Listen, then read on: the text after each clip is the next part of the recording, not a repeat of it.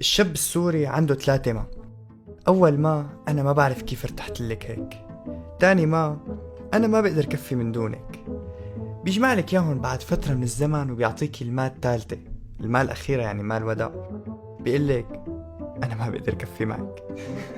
طب والبنت شو في عندها كمان؟ البنت عندها 3 أنت. ركز لي على أنت وحط لي ألف بالأخير، وهالألف حط لي تحت 4 خطوط، والأربع خطوط حط لي تحتهم 4 خطوط. أوكي. أول أنت كتير لطيف. تاني انت اكتر حدا حبيته بحياتي. بعدين بتعطيك كمان الانت الاخيرة، انت الوداع هي.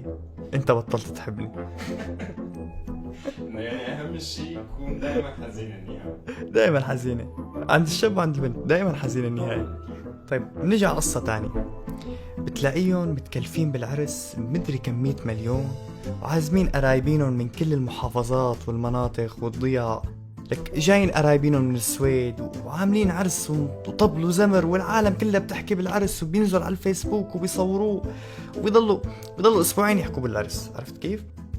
بعدين هيك بمر شهر عجازة، بتتركن الامور شوي، بتلاقي الزلمة هيك العريس يعني فايت على بيته هيك، وشه ما بيتفسر، مزعوج مكسور يا اخي، عامل هيك.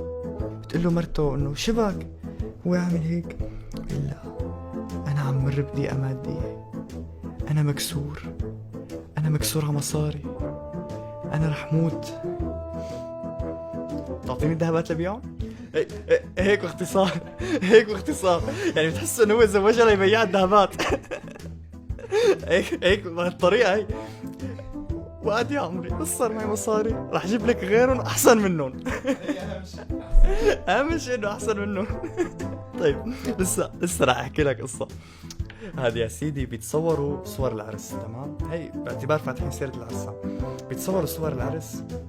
فبتلاقي في صورة نازلة بين هالصور، بين كوشة هالصور، انه العريس ماسك ايد العروس وبالايد الثانية ماسك موبايله هيك. عرفت كيف؟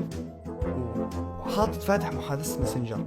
فانت بتدقق هيك، بتزوم شوي الصورة، بتلاقيه انه طلب مراسلة. وشو كاتب لها؟ كاتب لها هاي، ممكن نتعرف؟ وبتلاقيهم كاتبين فوق الصورة انه حب من اول طلب مراسلة. طيب اوكي. لا يا عزيزي، ما رح تختلف من شاب لشاب. ما هي الصبية ما بتعرف انه هذا الشاب العريس باعت نفس الرسالة ل50 بنت غيرها، ليست الوحيدة ولكنها الافضل. هي ما بتعرف انه لو ما ردت بهاللحظة الضعف كان ممكن تكون بنت تانية مكانها عم تتصور نفس الصورة محلها. حبيبتي لسه في عالم تتزوج من طلبات المراسلة؟ ما بعرف.